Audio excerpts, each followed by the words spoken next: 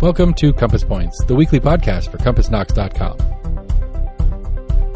CompassKnox.com is your best source for news and politics in Knoxville and Knox County. Your hosts today are Scott Barker and Jesse Mayshark, the founders of CompassKnox.com. You can find their daily in-depth coverage and subscribe at CompassKnox.com.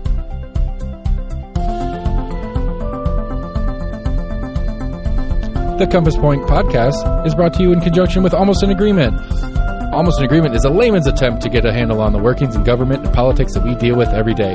Check them out at almostanagreement.com or subscribe for free on your favorite podcast provider. If you'd like to learn more about the topics discussed on today's podcast, go to CompassKnox.com and subscribe for in-depth coverage and much more.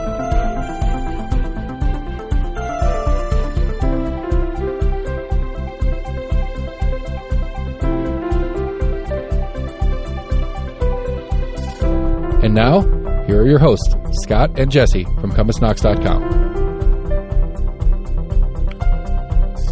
Hello again, and welcome back to Compass Points, the weekly podcast where we talk about Knoxville politics, government, news, business, education, whatever gets our attention. I'm Jesse Mayshark, co-founder and co-publisher of Compass, which you can find at CompassKnox.com.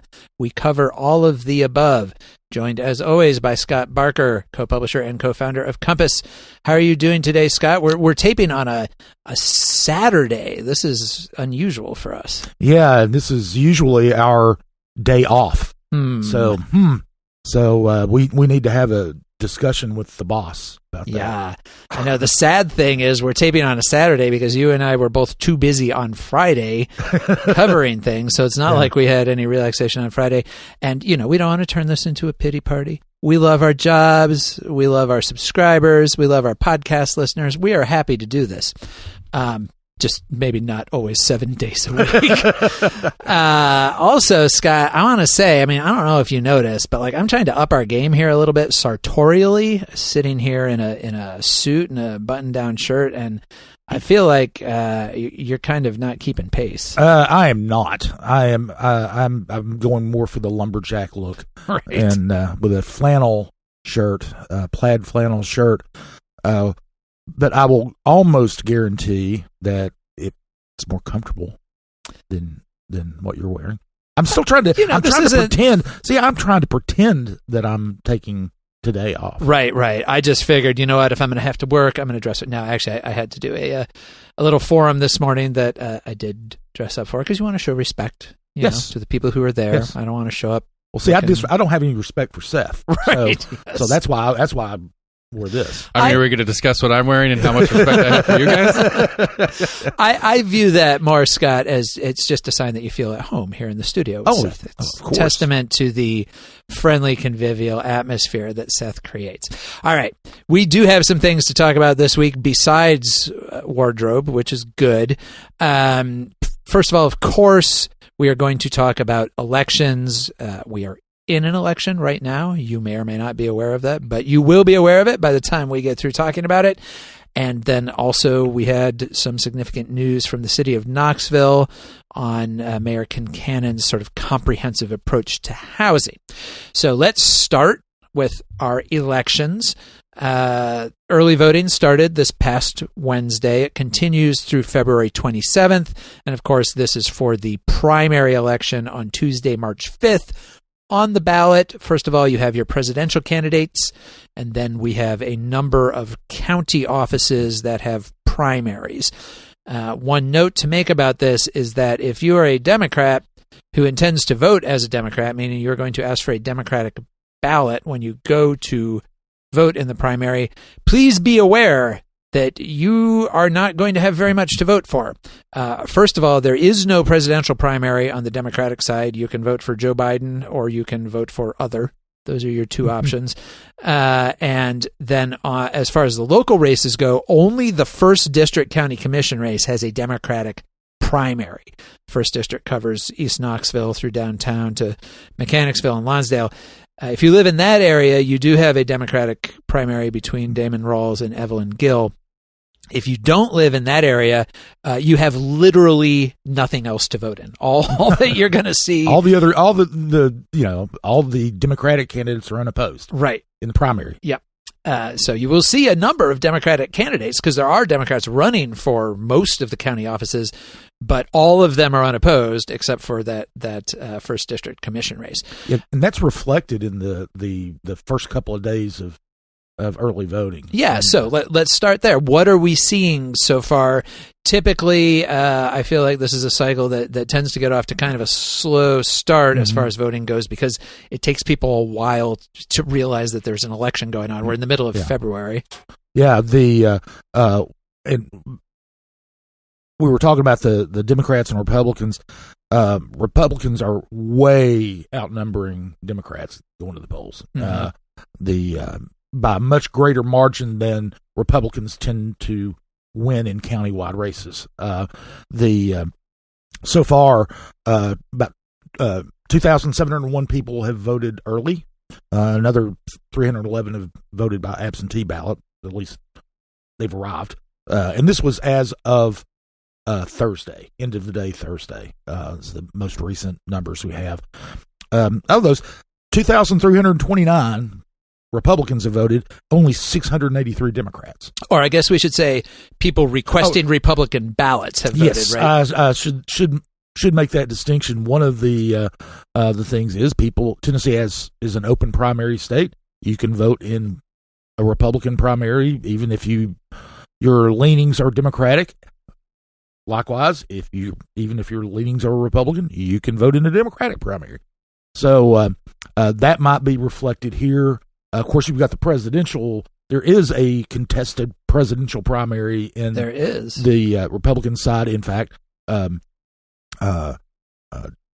addition to Donald Trump and Nikki Haley, a lot of the others who have dropped out are actually on the ballot. Right. So if you have spent the last however many months really waiting to cast your ballot for Vivek Ramaswamy, for example, you can, even though he has dropped out of the race. He's endorsed President Trump, but you can vote for him. You can vote for Florida Governor Ron DeSantis.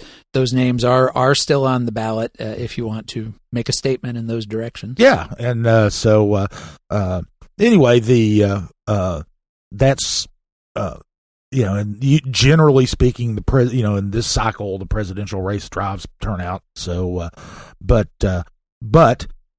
with there not being a contested Democratic primary, and at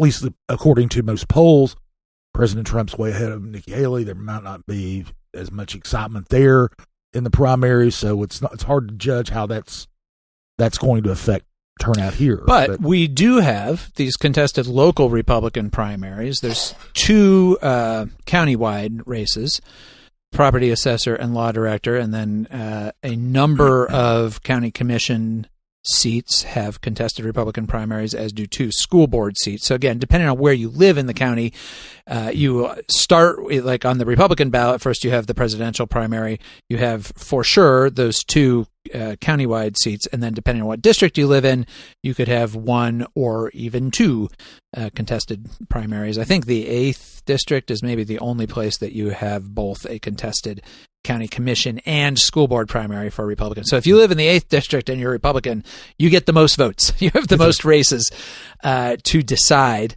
And Scott, we talked last week a little bit about the property assessor's race. Let's take a quick look at the other countywide Republican primary here, the law director's race. You wrote about that this past week. And of course, we have incumbent David Book seeking a second term, being challenged by young Republican insurgent Daniel Herrera. What's going on in that race? Well, yeah, it's a real study in contrast for the lawyers. The Book he's 76 years old. He's been practicing law for 44 years. He's been law director the last 8 years. Prior to that, last 4 years. Prior to that, he was the deputy law director for 8 years. So he's got experience in the office and in legal work in general. And then you've got Daniel Herrera, who is only 31 years old. He's only been practicing law 4 years. In fact, he was David Buke had been practicing law for 13 years before Herrera was born. Mm-hmm. So there's a real contrast there, and there are contrasts in kind of in many ways their approaches. They both of them will say, when the county gets sued or was thinking about suing another entity, you look at the facts and the law, and that's how you make your decision. Yeah. But Herrera as the former Republican Party chair for Knox County, he served a term doing that. He's very much more of a strident Republican. Ideological, maybe. Or ideological. He's very he kind of tries to present himself as the conservative choice for this office, which Buke is kind of like, well, I'm a conservative Republican. What are you talking about? But and it's not a policy making office, really. I mean, you can have influence over some of the things, like by virtue of advising people whether a certain ordinance is wise, or it could stand up to a legal challenge or not. But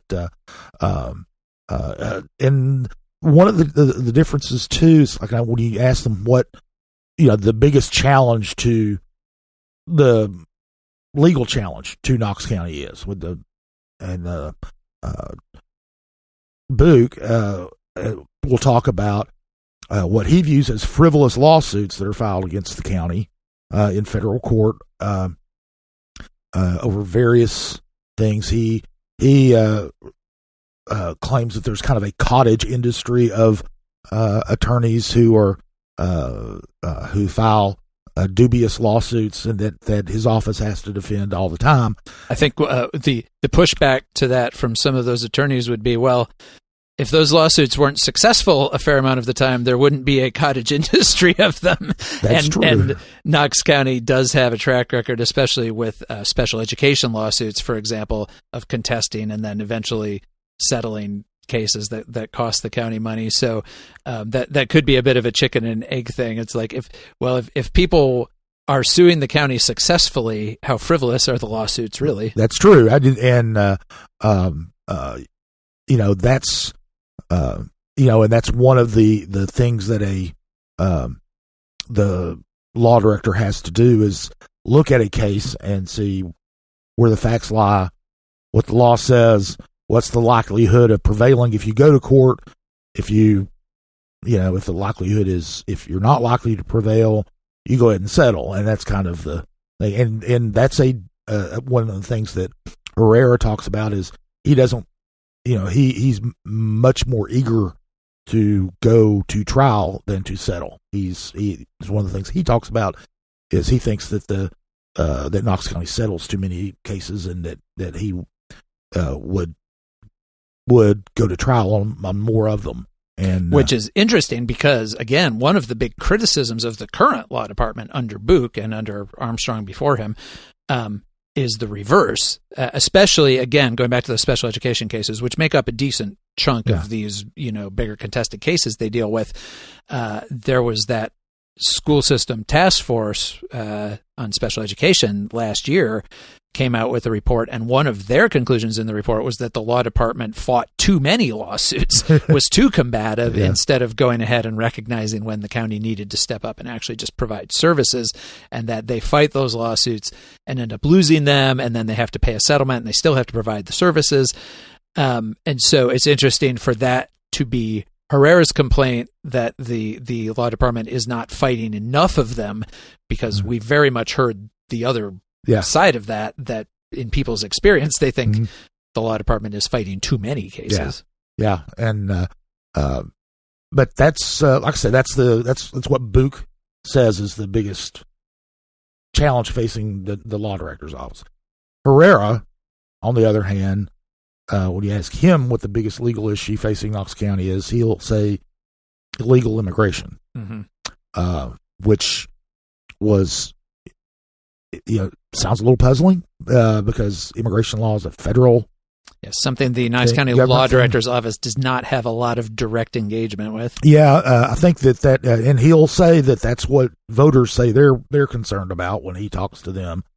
Now, I think that might be a big reflection on kind of national issues trickling down to the local level, because as you said, there's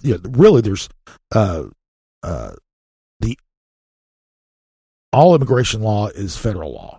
I mean, their states and local governments have no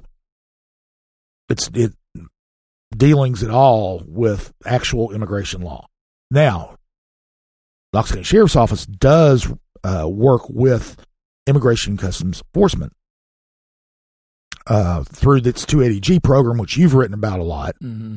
But that's basically a contract between the Sheriff's Office and ICE, and the county doesn't. I mean, they're basically deputized ICE agents, and the county really doesn't have anything to do with what they do. Right. It's all governed by federal law, and even there's a lawsuit about that program right now, and that suit is in federal court because, as you say, these are federal issues, and the county only has whatever power is designated to them by the federal government, in this case through that contract with ICE. But the idea of the county law director's office on any level beyond rhetorically being engaged in immigration enforcement, I mean, that's just not really something they do. Yeah, and I think too the big there have been open records disputes about the 287G program, but that's open records law, not immigration law. Right. That was really how whether the sheriff's office was following the State Public Records Act. And just as a reminder to people that in that particular case, despite the arguments and protestations of Buch's law department, Chancellor John Weaver found that the sheriff's office was not following the Tennessee Public Records Act and reprimanded them accordingly for that. Yep. And but anyway, the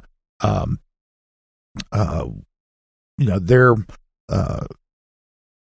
going in there. One of the things that Buch talks about is the experience in his office of the attorneys that work there.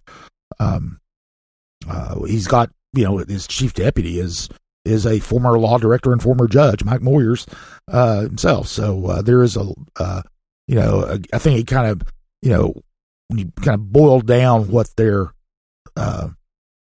messages are, Buch is really touting his experience, and Herrera is saying, yeah, it's not the right kind of experience. And, right. He's making kind of a red meat conservative Republican appeal, as you say, drawing on these national issues. He also talked about Commissioner Ron DeLee's bill about quote unquote sexualizing children, which County Commission tabled last fall, and which the law director's office told Lee basically probably couldn't be defended because it was content-based restriction and had some First Amendment issues. And Herrera has basically disagreed with that position and said if he'd been law director, he would have said, damn the torpedoes, pass it, and we'll fight about it in court, basically. Yes, that's exactly what he said. Well, not damn the torpedoes. He didn't say that, but he probably would have, but he didn't. So to me, this is an interesting argument between Herrera and Buch because, of course, as we've talked about here before, we are one of the only counties in the state that has an elected law director at all. Most counties, that's an appointed position. And the primary role of this is to be the internal, it's like the House Counsel for county government, for the county mayor's office, for the school board, for county commission, the sheriff's office. They defend all of them if they are sued. They help them craft resolutions and ordinances to make sure they're in accord with state and federal law and so forth. It's functionally mostly equivalent to the City of Knoxville Law Department, which does all that for the city. The difference being that in the city, that's just a department. It's under the mayor. It's like having your own attorney. Here in Knox County, and the history of this is sort of convoluted, and we've written about it before, but over time we evolved this particular aberration of having an elected attorney And, again, 98% of their work is all of those things we just talked about. They are the internal House counsel and advisor to county government. But by virtue of being an elected office, it also lends itself to a certain amount of political posturing because you are running for office and you want to be able to tout things that you've done or stopped or whatever. And certainly under Bouck's predecessor, former law director Bud Armstrong, who was somebody else who came into that office with very little actual legal experience. He had only been a lawyer for a few years, but he had a lot of political connections. Oh, yeah. Former county commissioner, and that's really how he got into that role. And he was, and Bouck to some degree, I think, could certainly argue during the pandemic and so forth. That office, they say that they don't have a policy role. They don't dictate policy, certainly. But if you watch meetings of county commission, if you watch meetings of the school board, there are definitely times when the law department has a particular position that it is advocating for, either for or against some particular bill. Sometimes rooted in specific objections, like, well, this would be a problem under this law or that law.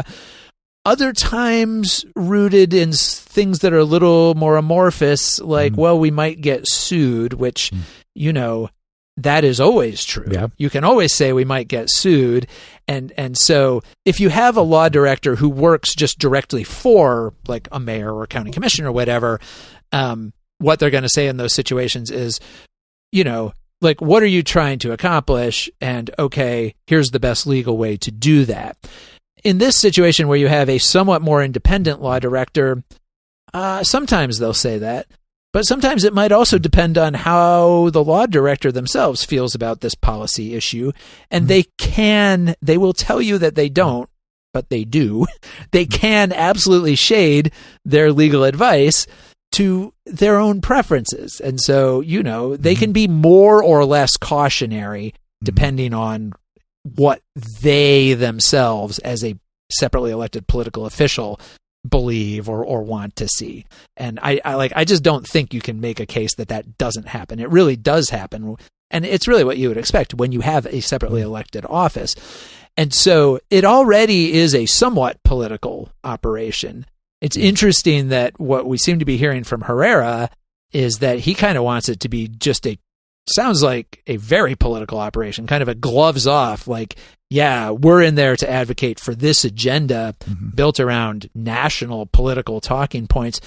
Almost a more aggressive approach, similar to what we're seeing among a lot of state attorney generals these days, certainly with our own Attorney General, Jonathan Skrmetti, looking for opportunities with, like, hot button issues to jump in and make some splashy pronouncement or engage in political rhetoric that goes above and beyond the legalities of any given issue. So on the one hand, like, I think there's been criticism for some time that our elected law director's office is already more political in a lot of ways than it would be if it were an appointed position. But it seems like Herrera is complaining that it's not political enough, basically. Yeah, I think that's probably fair. Now he will say that, and did say that,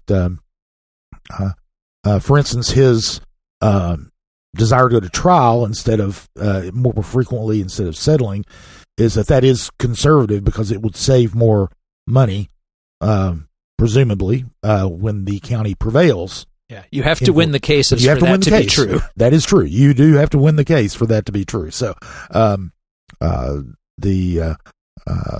it's not, one of the things is it's also kind of hard to kind of figure out what the people's attitudes are toward this office. I mean, you look, the Bar Association did a survey, and was it 55% said that Bouck, their survey is not exactly an endorsement thing, but said that they would recommend. 55% said they would recommend. This is of local lawyers. Local lawyers. And now 56%, almost the same ratio, 56% said they would not recommend Herrera. Right. And 46% of those would strongly not recommend Herrera. So, if you look at it, okay, well, I'm not a lawyer. What do the lawyers think about them? That's what the lawyers think about them. However, lawyers only make up a tiny sliver of the electorate. And one of the things is Herrera, treating this like a political campaign, has raised a lot more money than Boock, more than twice as much. And he's raised $46,000. Boock's only raised about $20,000. $15,000 of that is from a personal loan that he's made to his campaign. So really, it's only $5,000 or so that he'd raised. This was by January 15th. So Boock says that when the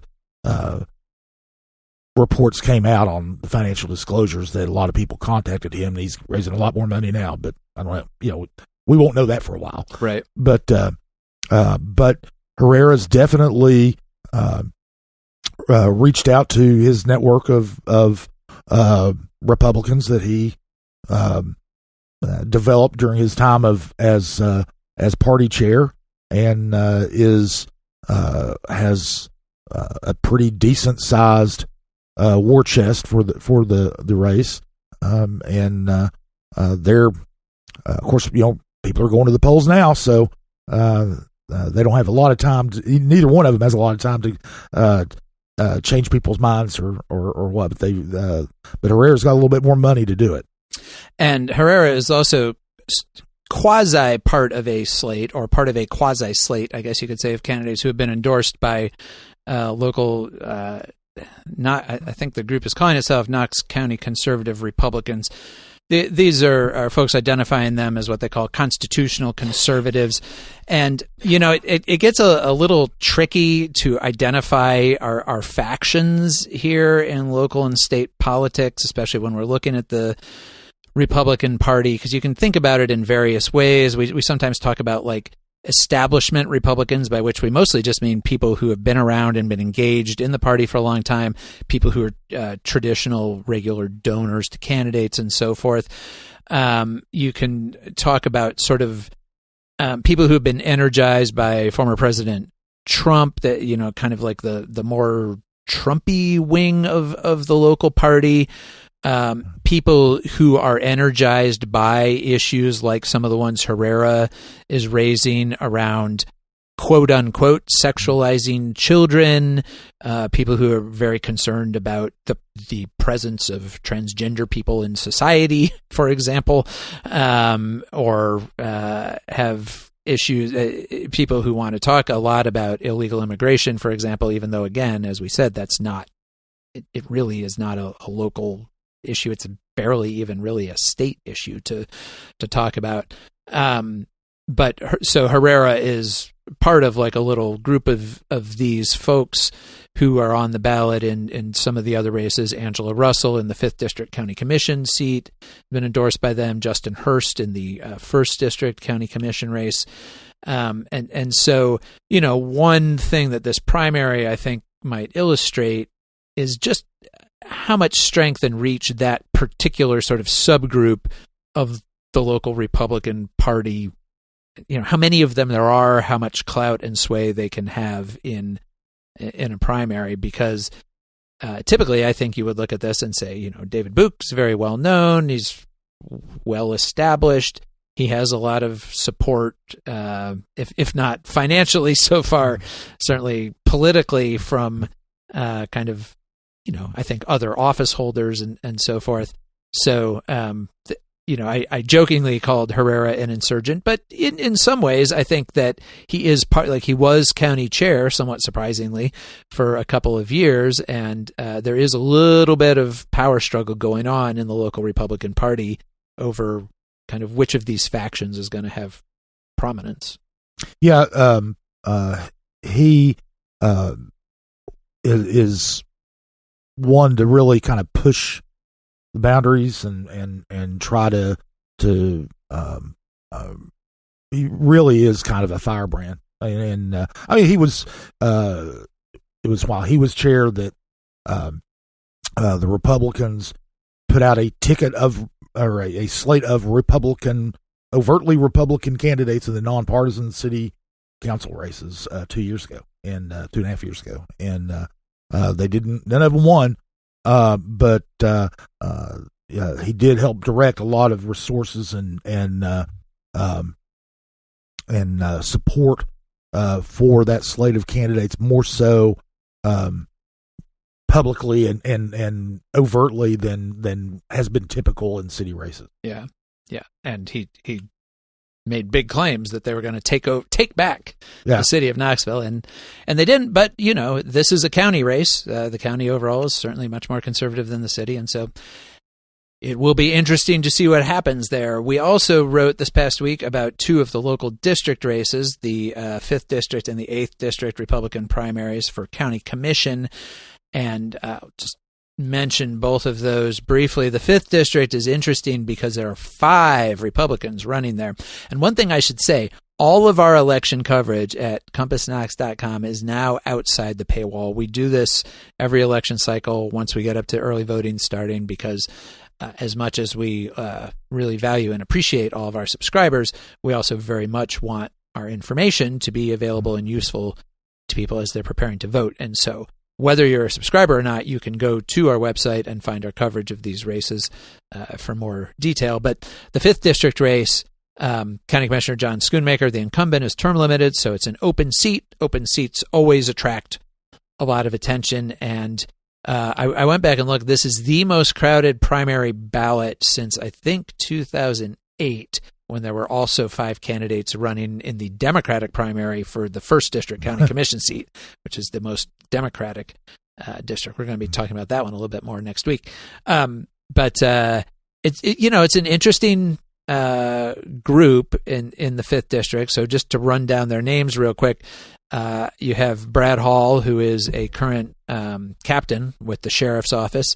Angela Russell, who is a resident out there in the 5th District, got very involved in the opposition to the planned affordable housing complex in Choteau that eventually got killed, really because of a lot of community opposition, and Russell was part of that. And as I said, Russell has also been endorsed by that Knox County Conservative Republican group, so very much branding herself as kind of like the most conservative. Everybody running says they're a conservative Republican, but she's kind of staking that out.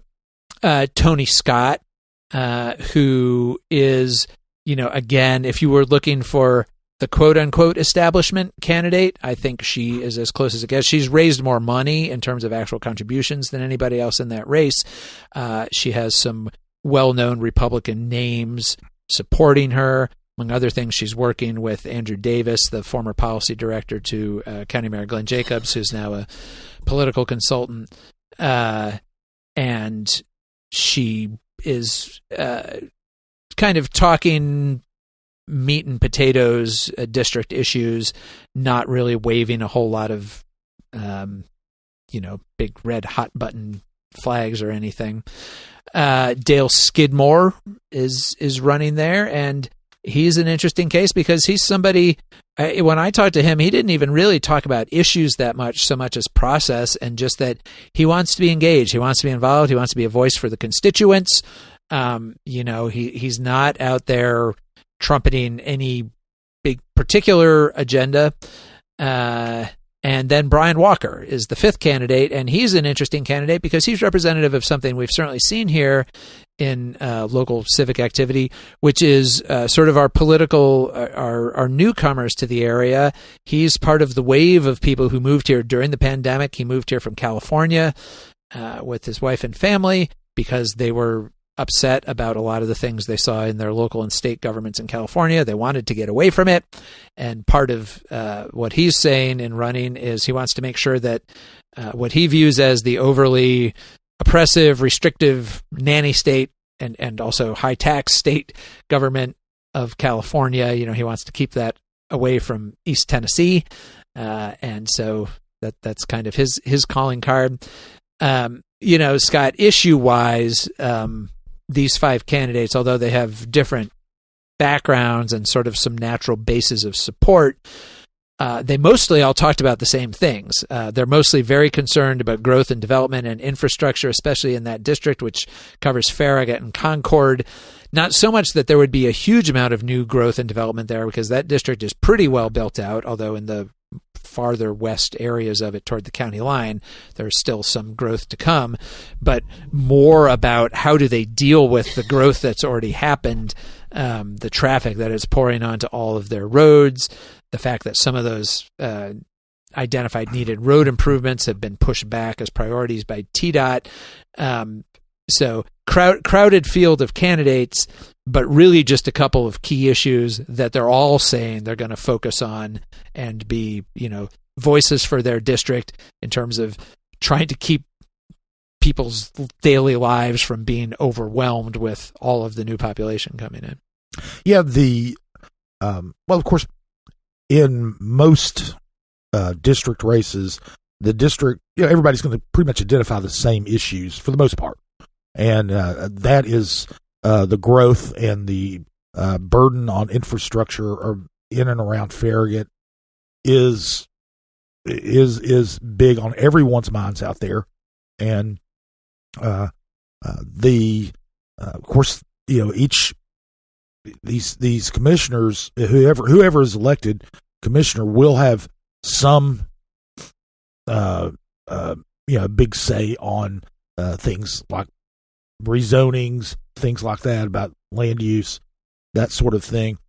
But then there are issues that they can't control. As you mentioned, there are improvements that need to be made to the state routes that TDOT is put back on the back burner, and they can't really do a whole lot about that. That's, if TDOT doesn't want to widen or put in a turn lane or whatever to a state road, then it's not going to get done. Or if they want to do it, but they're not going to have money for it for 12 years or whatever. Yeah, and that is definitely a factor there in the 5th District, because if you think about the major roads in and out of the 5th District that people talk about being congested, which are basically I-40, Kingston Pike, and South North Shore Drive, all of those are state routes for Kingston Pike and I-40. Obviously, that's for all the way through the district. For South North Shore Drive, most of that's a state route right up until you get to Concord. And so those areas that are the worst for congestion, and they are bad. Yes. Anybody who lives out there, or any of us who traffic through there at especially rush hour times of day, can tell you, like, the traffic is a serious issue in that part of the county. But most of those control points are state routes. Yeah. Then, and plus with such a crowded field, every vote counts. I mean, you don't know, someone could easily win a 5-person race who would come in a distant second or third in a 2 or 3-person race. So it's very unlikely that any of the 5 will get over 50%, which of course they don't have to. Whichever one of those 5 gets the most votes, period, will go on to the general election. But that could be with 24% of the vote. Maybe somebody will, if somebody gets over 40%, that would look like somebody who's probably got a pretty good ground game, because it means they're getting out there and they got a mandate. Yeah, they've got, because none of these folks, I think, came into this with super high name recognition. They all have things they've been involved in that would give them some level of support, but they're not like top of mind names, even, I think, for people who live in the 5th District. So that'll be really interesting to see. We should mention there are Democrats running these races for law director. There is Jackson Fenner as a Democrat, who we'll talk about ahead of the general election in August. In the 5th District, Arthur Moore is a Democrat, so whichever one of those 5 comes out of the primary will face him. And then the other race that we looked at was the 8th District Commission race, which is also really interesting. 3 candidates there, 3 Republicans running in the primary. The 8th District, also an area where all the talk is about growth, and it's kind of at the other end of the spectrum from the 5th District. In the 5th District, it's really talking about how do we try to deal with the growth that has already happened, or that is to some degree baked in, that is already kind of swamping our infrastructure. In the 8th District, it's much more about how do we control and limit or prepare for the growth that they expect to happen, because the 8th District is our most rural district. It is the least densely populated. It is a very natural place for future growth to go just because there's places to grow. There's a lot of still agricultural land out there, a lot of farms, and a lot of area that certainly could be, and to some degree certainly will be, sold and developed for both residential and commercial development. Of course, lots of talk about that area in the growth plan updates that the county is looking at, the advanced Knox planning update process. And so the 3 Republicans running there are DJ Corcoran, Cara Daley, and Adam Thompson. And I think this is an interesting race because all 3 of them have some natural bases of support. Corcoran is well known to certainly a lot of us in the media, and he was well known to me from my time working at the city of Knoxville. I worked with DJ fairly closely because he was a firefighter, and for a number of years in that role, he was also the lead media liaison for the Knoxville Fire Department. And so he got to be very well known to reporters. He was the go-to guy, on the scene of a fire or an incident or whatever. He also had some background in media himself before he had gone to work for the fire department. He retired from the fire department a few years ago and said that, he's been civically engaged basically his whole life. He's been working in the public sphere and he wants to remain engaged. And he thought running for county commission would be a good way to do that. He has some family know-how when it comes to politics because his sister, Sherry Witt, is currently county clerk and was formerly the Register of Deeds. She knows a thing or two about winning political campaigns, and I'm sure she's sharing whatever she can with Corcoran about that. Cara Daley is interesting because she's the youngest candidate in that race and one of the youngest candidates on the ballot. She's 32. And she's a business owner in the 8th District. She owns a couple of diners, Twister's Diners. She has 2 that are actually located in the 8th District, and then she has a 3rd one on North Central Street in North Knoxville. And she grew up in Union County, but with very strong family ties to the Corryton area. Said she grew up going to church there. So she's also, she's got sort of multi-generational community connections there. And she grew up working for Twister, starting as a high school student, and over the years kind of became the operations manager. And then when the family that owned it was looking to sell it, they arranged for her to buy it from them. So she kind of took over this established community business, which, among other things, she says that her diners are civic centers. She hears a lot just by virtue of being at the diners because it's where everybody comes in to get a cup of coffee and hang out and chat. Some of the local Republican organizations have held events at her establishments, and that, listening to some of the conversation there, she said, got her thinking about, I should be more engaged in this.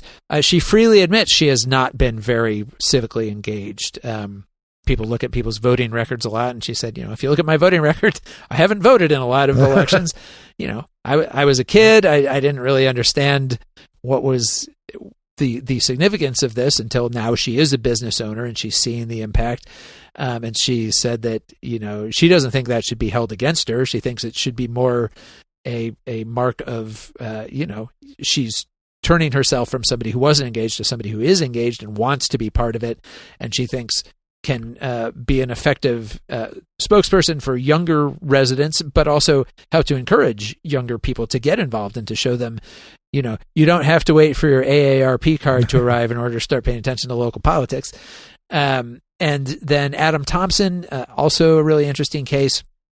Talk about deep roots in the community. He manages a family farm there.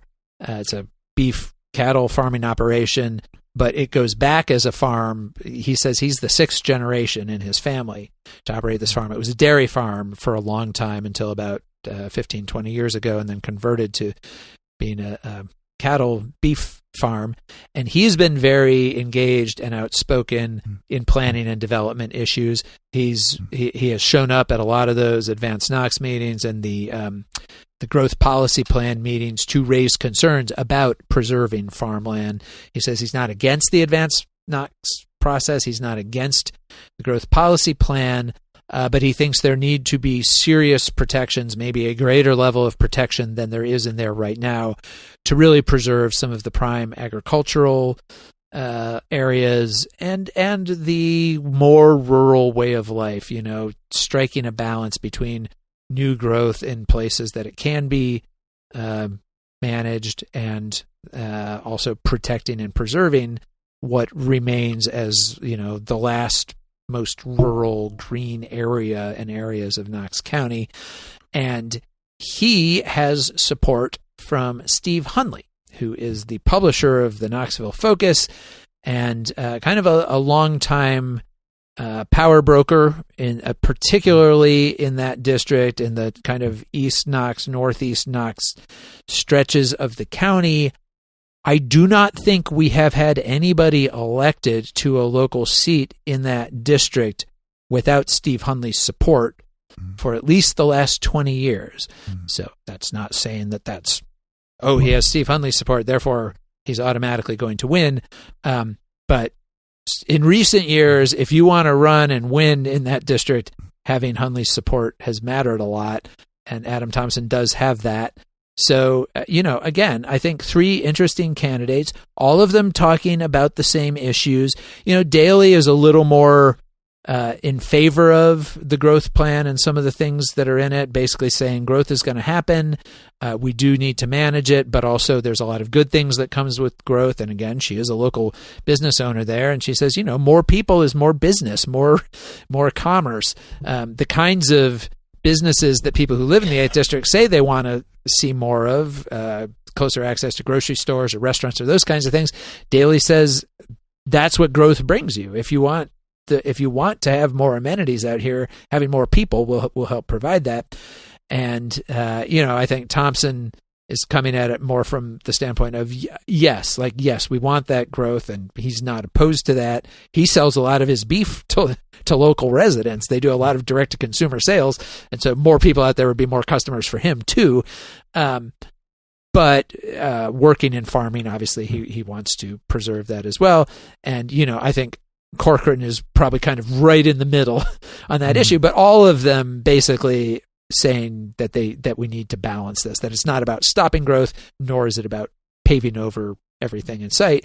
And so I think the real question, again, will just come down to which one of those folks is most able to generate enough supporters to come out, because, a 3-way race, you could also win that with 40% of the vote or less. Yeah, the kind of at first blush when you just find out the backgrounds of all of them, you kind of look at it right now, since land use is such a major issue. You might say that Thompson's timing is perfect because he's real outspoken on that issue. But then when you actually find out more about what each of them is saying, and a little bit more about each of them, if you don't live in that district, you don't know them. Like you said, we all knew Corcoran, but beforehand, but they are all focused on that issue primarily. And they all have their own constituencies, and so this one might be one of those making sure that the people who support you actually get out and vote. Yeah, and it's very even also in fundraising. I think all 3 of them had raised between $5,000 and $7,000, which is not a bad amount for a local commission, for a district race, certainly for a primary. But no obvious, nobody leaping out ahead of the pack there or anything. So that one will be interesting to see. And there is a Democrat running there as well. Charles Chandler will be in the general election. We'll talk more about him when we get there. All right. Any other information you're looking for about voting, you can find on our website. You can find at knoxvotes.org, the website of the Knox County Election Commission, which has times and locations and so forth for all the early voting locations. And certainly we will be back next week to talk more about the ongoing election.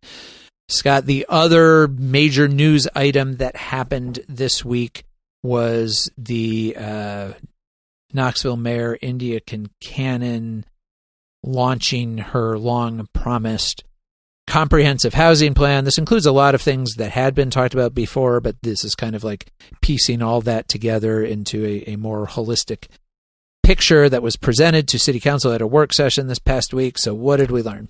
Yeah, well, you're right. Most of what's in there has either already been approved or has already been announced. So there wasn't any, there weren't any big new developments to come out of it. The newest thing is actually a way they have a new online dashboard, so people can keep track of what they're doing in housing. But as far as new policies that put actual bricks and mortar out there, no, not too much. But they the mayor said that yes, this is a way to put this together so people can see how the various programs fit with each other, and quite frankly, try to show, hey, we're doing something about the housing crisis. They went through some numbers about how big of an issue it is. One of the things is in 2022, there more than 3,200 people moved here to the city of Knoxville. And you might think, okay, well, that sounds good. There were years in the first decade of the century where 100 people moved here, and that was it. I mean, it was this is phenomenal growth, but really, just to emphasize that, not just the first part of this century, but the city of Knoxville city limits population sort of barely grew from about 1970 to 2010. Yeah. It was pretty flat for a long time. Right. And remember, there were about 3,200 people who moved here in the previous decade, up through 2022. Knoxville only averaged adding about between 800 and 900 housing units, most of those apartments, a year. So, if 2022 was the average, I think 2022 was actually higher than the average, but you're still short, and you're going to be short for a long time. And one of the plan that or the strategy that the mayor put out, they're calling it Attainable Resilient Knoxville, and they're using the term attainable housing, not just affordable housing, but attainable housing, because housing prices have gone up, rents have gone up. Affordable housing has a specific definition. It's for households that earn up to 80% of the median income for the metropolitan statistical area, which is about 91,700. So, depending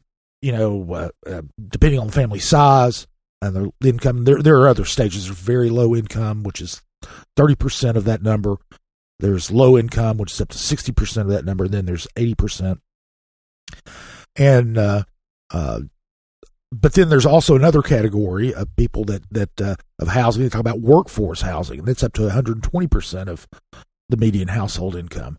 And that's for people who make, like I said, around the median income, but in our market are having a really hard time finding a place to live. So they are using the term attainable housing to kind of refer to both. And they've got their strategy. It's kind of a 6-pronged strategy to address this, and it's covers a lot of ground. I'll try to be brief on it. One of the first area that they're looking at is their affordable housing fund, and the city sets aside at least $5 million. Actually, the past 3 years, it's been more than $7 million a year for affordable housing programs. And what they do is they provide some portion to a developer who develops affordable housing projects as part of their financing package, and which always have to be pretty complicated to get it done. with affordable housing. They're wanting to increase that. One of the strategies, and they've talked about this a little bit previously, is to engage the philanthropic community, donors, foundations, and the like, to get them to donate funds for affordable housing. The ordinance that set this up is already allows for that. There's not anything. The only thing new about it would be that they'd actually do it. And I believe it was Councilwoman Lynn Fugit who talked about how this using the private philanthropy dollars. A lot of cities, it works kind of it started out the opposite way, that these type of funds were started by private sector donors, and then governments have gone in and joined them. This is kind of the reverse. But they're wanting to get the numbers fluid about how much they want to raise, between $1 to $3 million, I think have been mentioned. They haven't announced anybody who's on board yet. The mayor supposedly is actively engaging people, talking to people, trying to raise that funding. So that is there, and then for the workforce housing and more. One of the issues here is the federal dollars for housing and urban development can only go to affordable housing. They can't really go to this workforce housing stuff. So that's where the incentives that were used to develop all the housing downtown and surrounding areas show up. The pilots and TIFs and that sort of thing. And what the city has done is they have changed their policy a little bit to require anybody getting these tax incentives from them to use to provide workforce housing or affordable housing units within their development. They can't be all market rate units. So that way they're trying to yes, it does help provide more market rate housing. There's a market rate housing shortage too, so that helps with doing that. And I think one point to make there, because sometimes we get questions about this. We have said before that rent control is not allowed by state law. The city cannot require any particular developer or development to include workforce housing or reduced rent housing. They can't require it. But if the city is giving incentives like these pilots and TIFs, that's when they can have conditions on that. And that is where they can say, okay, if you want a pilot for X number of years, you need to have 20% workforce housing and so forth. Yeah, it's a negotiating tool. It's been used. There's a development on Summit Hill and Gay Street that Hatcher Hill Development is doing that includes workforce a few workforce housing units in it, and the rest are going to be market rate. So that's one thing. The other thing is one of the things they're going to be doing is expanding where. Well, they're not really expanding. These incentives can go anywhere. That's one of the things a lot of people don't get is they were used downtown primarily, but they can go elsewhere in the city, and a lot of property owners and developers might not know that, or if they're aware of it, they might not have thought about it for a long time. The third prong of their plan is to increase housing stability. Which they've got the city county office of housing stability was formed last year to help with that. That's basically to try to keep people from becoming homeless, and to help those who are experiencing homelessness to get housing. So it's all that whole ecosystem that we've talked about that considerably, but it's the whole idea of creating that continuum of care get people to prevent people from becoming unhoused and to rehouse them as well. One of the things, since the Office of Housing Stability is new, one of the things that Aaron Reed, the executive director, is going to be doing is coming up with a kind of a comprehensive vision plan and blueprint for them to follow. They'll be using the same principles that they always have, and to really emphasize the housing first model of addressing homelessness. The fourth prong on this would be, and here we're getting back to the rent issue. The rent issue is they're really making a huge effort, and we've talked about this too, to preserve what they call naturally occurring affordable housing. More than half the units, housing units in Knoxville, are 30 years old or older, and that's kind of that's why they call it naturally occurring affordable housing. A lot of these older apartment buildings are fairly affordable. One of the things that has happened in this recent housing shortage is that developers are coming in and buying these older apartment buildings. They're going to refurbish them and raise the rents, and people that live there now have to go somewhere else. And this aims to keep this keep some of these units to be affordable. They're going to be offering tax incentives to the owners of existing properties. They can to keep their tax rates down, so they can invest in the buildings without raising the rents. It's kind of an indirect rent cap negotiated by each individual entity, each individual owner, and so it's one of those, and they're going to have to put backstops in place to make sure that the landlords actually live up to their promises there. Of course, that means if they don't, then they'll lose their tax incentive and that sort of thing. So they're really going to be pushing that. They're talking about they're going to continue to look at ways to change zoning.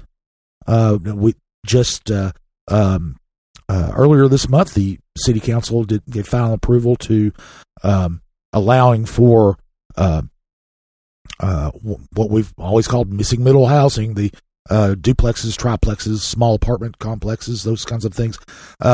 They did pass that rezoning that allows those in all residential zones inside the I-640 Beltway, essentially, the little fan around downtown.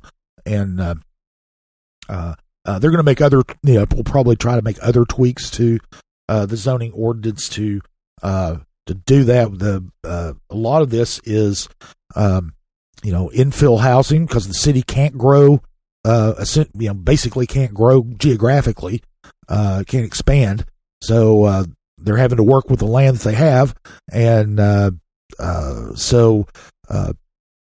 all these efforts to increase density and make it easier for builders to build on vacant lots, especially, is a big priority. And then they're going to attack blighted properties. This is they've got the Homemakers program, for instance, that does residential properties. They want to take what they do there is, there's a blighted property, either has a rundown house or a vacant lot, whatever, just technically blighted, and the city will buy it or go through eminent domain to get it, and then turn it around to a builder to develop, to put in a new house there. And it's always been used for housing. They're going to change that to allow the Homemakers program to go to non-residential, that's commercial property, so they can take commercial property, turn it around to a developer who would build a mixed use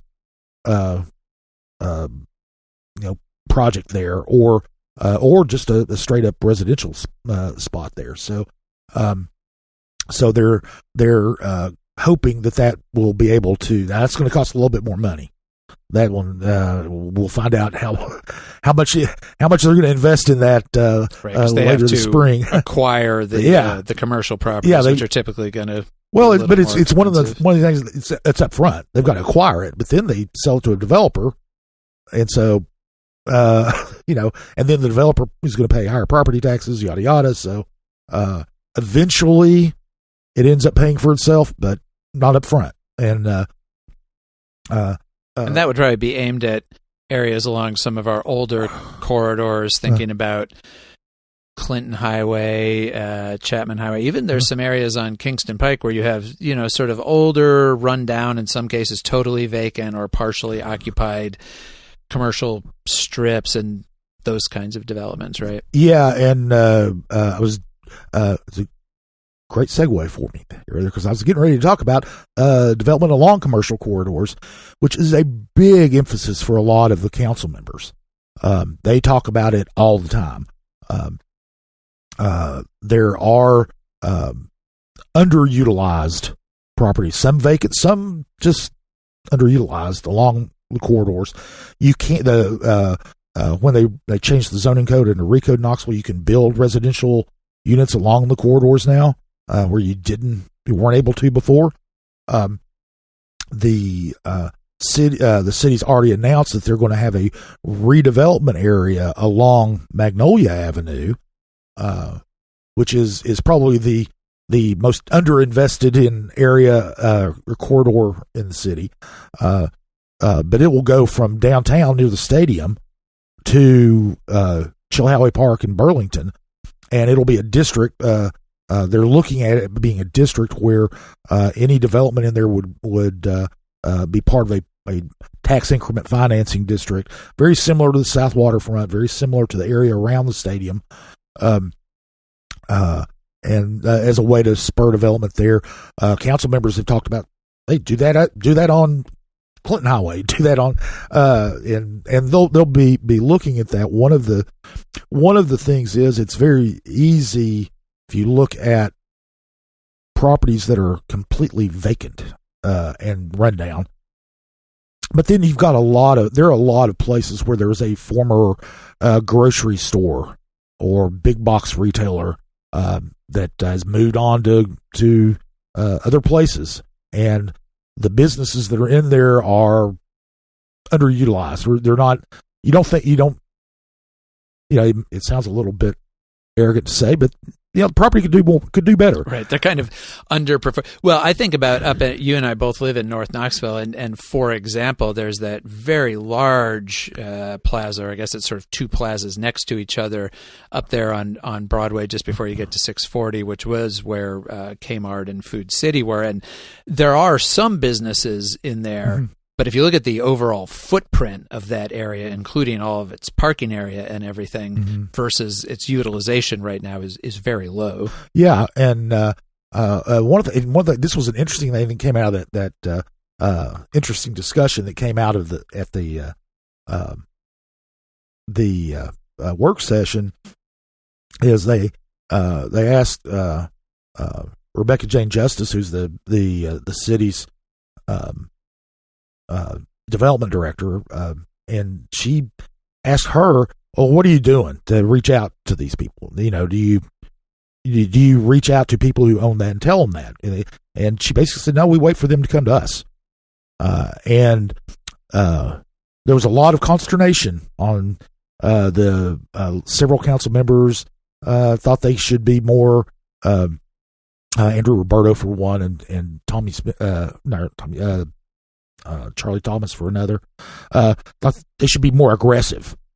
Go out, let these people know what their although of course district council members presumably could do that themselves too. They know the places in their districts, and they could probably contact people. Well, and I think one of the things that Justice and Ben Bentley, who's the president and CEO of KCDC, said is, well, it's kind of delicate, because then you're going to a property owner and saying, boy, your property stinks. And we're here to help. And so, I mean, there is I think there's a desire on city council members to, or a belief that if people who own some of these properties just know that they can get tax incentives to do certain types of projects, that they would do those certain types of projects and take advantage of the tax break. Or they might be looking to sell it to somebody who would, or sell it to someone who will. So I mean, it's but I think that there's a strong desire on council's part to do a better sales job to people who own property or are interested in developing property along the city's corridors, because one of the things is that's where you're going to get the biggest bang for your buck on housing. That's where you can build big apartment complexes, as we're seeing on Cumberland Avenue. But you can, that's where you're going to get places in the city where you can put 600 units in one location. You can there. I don't think there's anywhere in the city where you could build a 600 house subdivision. Right. So it's it would be there. So that's those are the big broad brush aspects of the plan. And like I said, the one of the new things is this dashboard they've got. It's already live, where you can go online and it's on the city's website and kind of track all this. It's got a lot of statistics, a lot of information about the various programs, and much greater detail in the specifics on the housing stats than we're able to give on a podcast. So, but most of what they're doing doesn't need any approval from city council, or they've already given the approval, or they already give, like the middle housing thing. They've already done. The incentives for the NOAA, the naturally occurring affordable housing, they can go ahead and do that. Now, council does approve each individual agreement, but as far as the change in policy, no, they don't have to. Now, council does have to do things like approve a Magnolia Avenue corridor, redevelopment corridor. So there are some things that the city council will have to approve, but a lot of this, the city is either already doing, or the city administration is already doing, or they're working on reaching, and they don't need any other approval to do it. Now, we also don't know yet. We will in a couple of months what the hit is on the budget, because a lot of these things will affect the budget. As we mentioned, expanding the homemakers program to include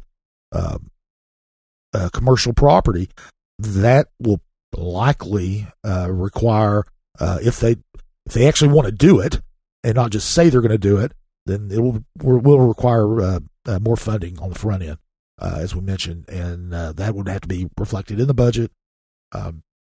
There are other things that would have to be reflected in the budget as well, like this whole idea of having the philanthropic community step up. Well, how much are they going to do that? Will that move? Would it truly augment that, or would it replace money the city would otherwise put in? But that's something that the budget process is just beginning. In fact, the city yesterday had the budget retreat where they gave their kind of mid-year update on where we are on the budget and where what that looks like to council members. And so over the next few months, a lot of these issues will come up as items to talk about money. So, which is, where you can talk policy all you want, but if you don't fund it, it doesn't happen. That's right. Money is where the action happens. Well, a couple of things I just wanted to add on the housing thing. One having to do with acronyms. As you mentioned, the naturally occurring affordable housing comes out to the nice acronym of NOAA. The overall housing plan is called Attainable Resilient Knoxville. And Scott, what does that come out to as an acronym? ARC. So we have NOAA and we have ARC. Very, very good, Jesse. I'm not sure if that's intentional or what we should take away from that as part of the housing plan, but I guess there's a flood of people coming. Scott, this is the plan to deal with the flood of shoot people. Me now.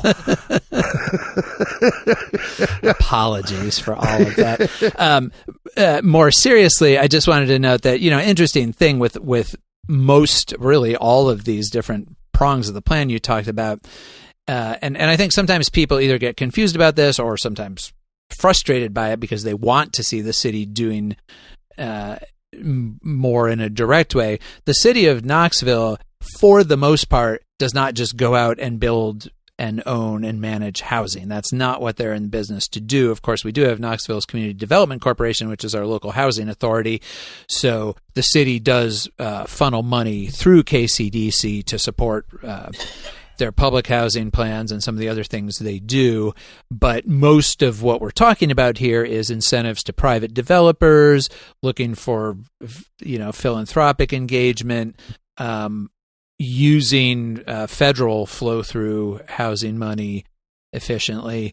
But for the most part, we do not have a local government that is just going out there and just building and managing its own housing. Yeah, one of the things that they will emphasize is when they talk about a lot of these programs or projects involve a developer coming in and the city providing a certain amount of money to help them with their financing that we mentioned earlier. The city doesn't do 100%. The city does a little bit. And one of the things that they're very proud of is the ratio is for every dollar in city tax money that they put into these projects, the private sector and other entities will invest 15. So for every public dollar, there's 15 other dollars that go into these projects, and that's a pretty decent ratio. I think the mayor of Nashville has been quoted as talking about how great it is that their ratio was 1-8, so that's where the leveraging of they use that money to leverage money out of the private sector, and they can obviously build more housing that way, because if you've got a project's going to cost $5 million. Instead of spending $5 million city dollars for it, then you can just spend a few $100,000 or maybe, something like that, and the same number of units would be built. So, right. And it also keeps them out of the housing management business, which is complex and not something that city government wants to get into. Yeah, and one of these things is there are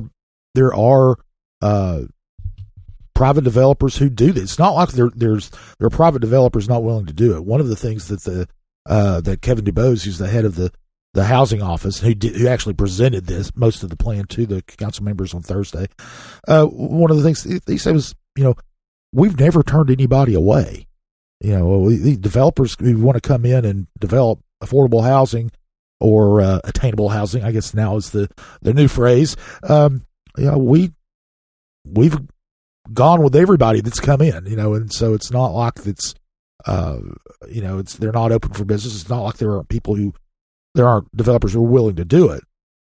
Now, there aren't as many developers willing to do that as there are developers willing to do market rate housing, but then market rate housing is so much easier to do. I mean, you just go to a bank and tell them how much you're going to charge in rent and how much it's going to cost to build, and they tell you get a loan or not. With affordable housing projects, it's a lot more complicated. Right, you got to stitch it. Yep. Stitch the fabric together to make the deal work. All right. Well, we're not going to take a break. We're going to plow straight on and talk about this coming week. There's only a couple of things on it, but they are of some note. Well, first of all, I should mention early voting continues all week. If you haven't voted yet, please do. Knox County Commission will hold its monthly work session on Monday.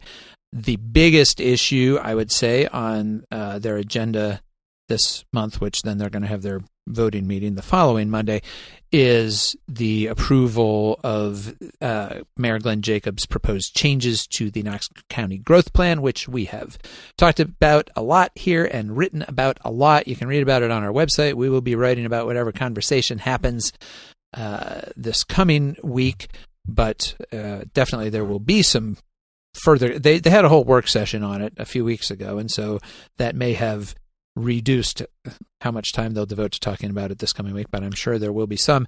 Also, Jim Snowden, the Senior Director of Engineering and Public Works, is going to give a debrief on the January winter storm, how all of that went, how many man hours, woman hours, people hours went into it, overtime, how much it cost, all of that. And so I think we've already had that kind of report from the city of Knoxville. And so we're going to get that debriefing from the county as well. And then, Scott, on Tuesdays, City Council meets. City Council does meet, and probably the biggest item on their agenda, again, kind of ties back into housing, is they are going to be considering a change in the ordinance about accessory dwelling units. ADUs, another acronym, but ADU isn't as clever as ARC. But anyway, accessory dwelling units, if you don't know what they are, they're guest houses, cottages on your regular property. Granny apartments, garage apartments, those kinds of things that you can have on your property. Currently you can have those. The owner has to live there. It can't be an investment property that has these accessory dwelling units. And there are there's a developer from Mechanicsville. It was a city council candidate last year. R. Bentley Marlowe had proposed and had gone to the planning commission, which is what you have to do, and you can do it as a private citizen. Went to the planning commission and with a proposal to do away with the owner occupancy requirement. And there are the main thing is not very many new ADUs get built. Have been built since that was allowed in the Recode Knoxville changes to the zoning code. Not that many have been built, and it's almost impossible to enforce the owner occupancy requirement other than when somebody builds a new one. And once they build a new one, it's almost, they don't really track them. They can't, they can't really determine whether somebody, you can go in, live in a house, build an ADU, and then move out, and they won't know. And there's no way to know. And, unless they get a complaint. If you do that, you sell your house, you could sell it to an investor. An investor can come in and run 2 rental units out of it, and nobody is the wiser. And so it is very difficult to enforce. But that was the key provision when we went through the Recode Knoxville process, to allow them at all, because people a lot of neighborhood groups are really opposed to ADUs being in there. Being allowed, they don't want so much investor-owned property in a residential neighborhood. So this hasn't received a lot of attention. I anticipate, though, that there are neighborhood groups that will be very vocal and very outspoken about it. And this was actually, they were going to consider it last, I think, 30 days ago, and now they got postponed, and now it's back up and it's on the agenda.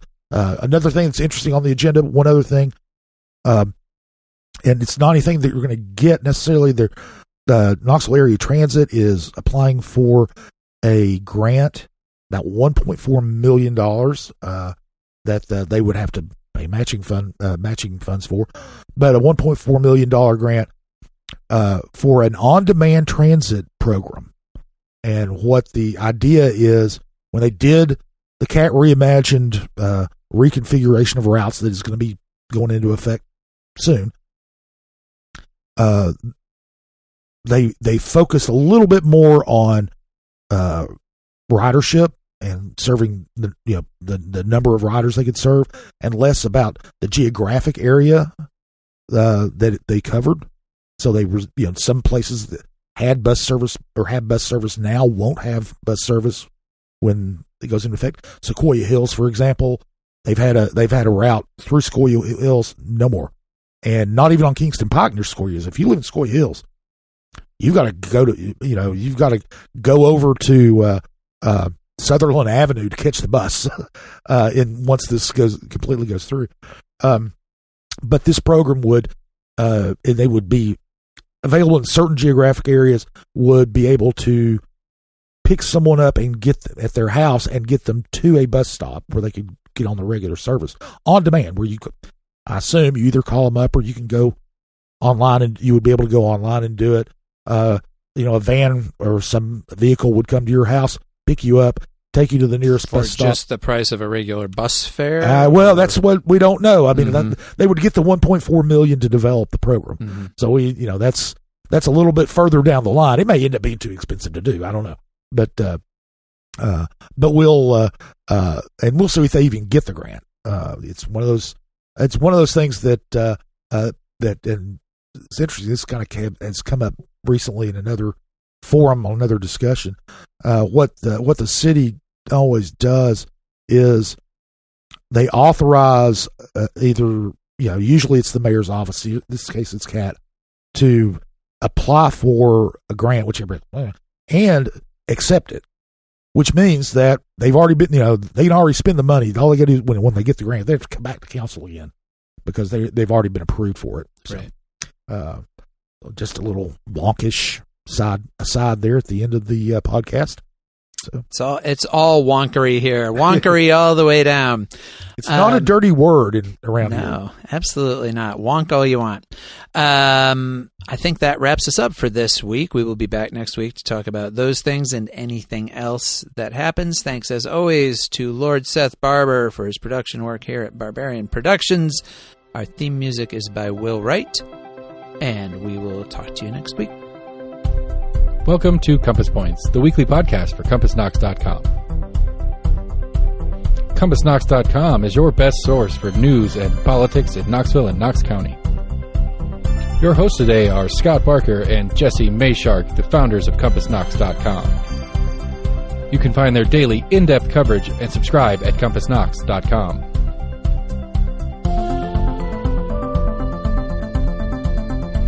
The Compass Point podcast is brought to you in conjunction with Almost an Agreement. Almost an Agreement is a layman's attempt to get a handle on the workings in government and politics that we deal with every day. Check them out at almostanagreement.com or subscribe for free on your favorite podcast provider. If you'd like to learn more about the topics discussed on today's podcast, go to CompassKnox.com and subscribe for in-depth coverage and much more. And many thanks to William Wright for composing our theme song.